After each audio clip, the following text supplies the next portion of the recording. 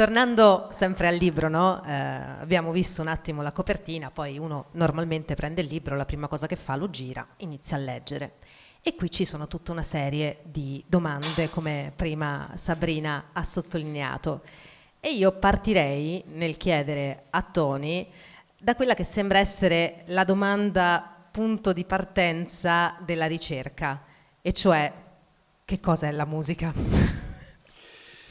Allora, aspetta, prima di dettare questa risposta volevo fare un'osservazione, no? Intanto, non so se voi è mai capitato, ma insomma a me capita molto spesso che parlando con colleghi, con musicisti, con insegnanti, con semplici appassionati di musica, ci rendiamo conto che non stiamo parlando della stessa cosa, anche se la parola che usiamo è quella.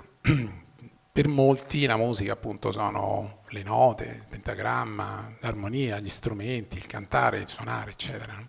Che non è che questo non faccia parte della musica, però è una parte parziale. Per molti invece addirittura vanno oltre, no? La musica è l'unico, cioè è il genere che loro suonano, no? Cioè quella è la musica, oppure quello che ascoltano è la musica, tutto il resto è come se non contasse nulla. Questo perché? Perché anche qui ovviamente poi entriamo in un ambito, diciamo, di soggettività che in qualche modo, con quale, insomma, dobbiamo fare i conti. Però è una visione abbastanza inanimata della musica, no? Noi cerchiamo di avvicinarci con un assetto un po' più antropologico, diciamo, quindi questo assetto ci porta a dire addirittura che la musica non esiste, la musica non è una cosa che c'è in natura, la musica esiste in quanto ci sono degli esseri umani che la creano, la suonano, la ascoltano. In questo senso esiste la musica. Quindi è un linguaggio non razionale, un linguaggio espressivo, rappresentativo, quindi per questo non razionale, dell'essere umano che parte da scusate, un'esigenza.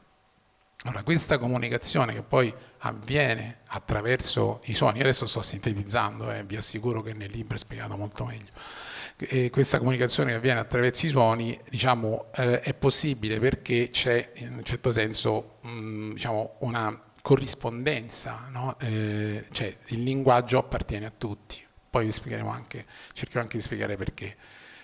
Poi esistono le declinazioni del linguaggio, no? Quindi esistono poi generi, sottogeneri, eccetera. Addirittura si arriva a dei codici specifici che possono essere dal semplice blues alla dodecafonia, per capirci.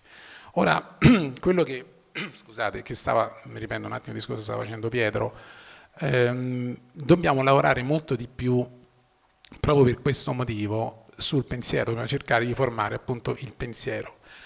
La musica ha poi una sua concretezza, che è semplicemente questo svolgersi, cioè semplicemente, insomma, una cosa complessissima in realtà, che è questo svolgersi di linee sonore nel tempo, cioè il tempo è la categoria che appartiene alla musica, di più ovviamente voi avrete avuto esperienza magari con un video, potete fare il fermo immagine, nella musica questa cosa non è possibile, nella musica lo scorrere del tempo è assolutamente essenziale e ci si lega a questa cosa, ci si legano tutta una serie di parametri che sono parametri non razionali, che non troviamo nei libri di composizione, che sono la velocità, la dinamica, la timbrica, la massa, l'energia, sono tutte cose, poi vi ripeto, vi invito a leggere il libro perché lì sono spiegate molto bene, però sono aspetti che non troviamo appunto diciamo, nei libri di composizione. Tornando invece adesso alle domande, ce ne sono tante, abbiamo detto, nella quarta di copertina, però questa domanda che adesso sto per farti non c'è, ed è una domanda che io mi pongo spesso, in quanto sono una persona che ascolta tantissima musica, anche obbligata in qualche modo dal lavoro che faccio, e mi capita spesso di chiedermi, ma perché certi brani arrivano ad emozionarci e altri no? Non capita sempre di emozionarci per la musica, no? Perché?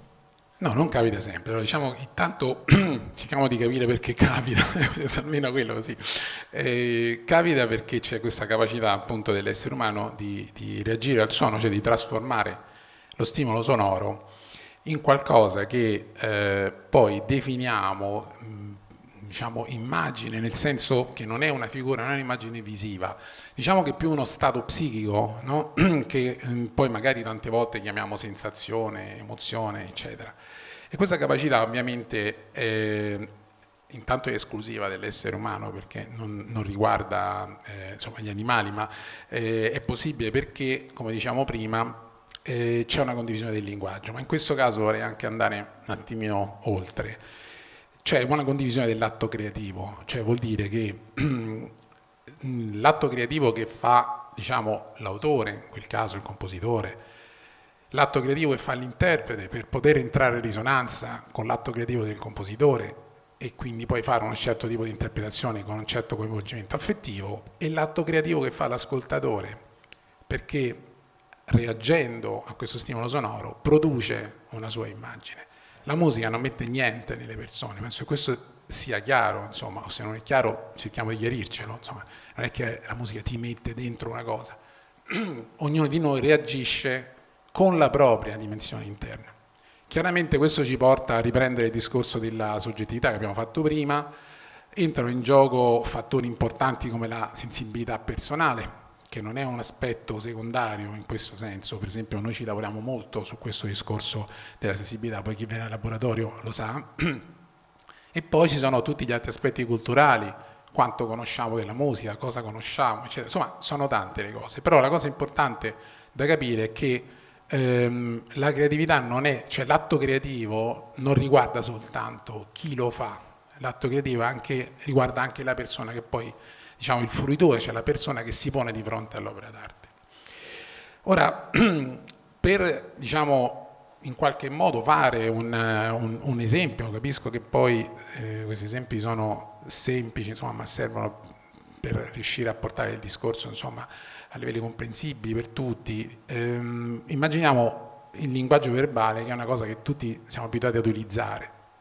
Chiaramente se noi prendiamo, scusate, un bambino in un'età preverbale che non parla ancora e lo mettiamo nella giungla, appunto insieme ai gorilla, come Tarzan ci insegna, è evidente che quel bambino imparerà a fare soltanto versi, ma il bambino ha la capacità di parlare, però deve incontrare l'umano per poter sviluppare questa capacità.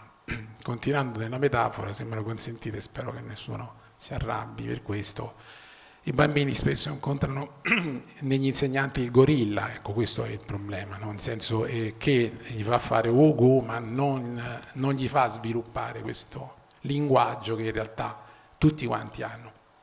Ora, la cosa importante che questo ragionamento ci porta a fare è cercare di non chiudersi, per esempio, in un linguaggio specifico. Io inorridisco quando vedo degli intenti, ce ne sono tanti, insomma, adesso non mi fate citare perché insomma, non voglio nemicare nessuno, però tante iniziative a livello formativo dove si impone un genere musicale, soprattutto ai bambini, tipo il jazz va a scuola per esempio, no? Ora questa cosa qui è una cosa che io trovo sottilmente razzista, è una cosa abbastanza pericolosa, perché i bambini cioè la musica deve arrivare ai bambini, non un genere specifico. Usare un genere specifico in fase di formazione è come mettergli il crocefisso in classe.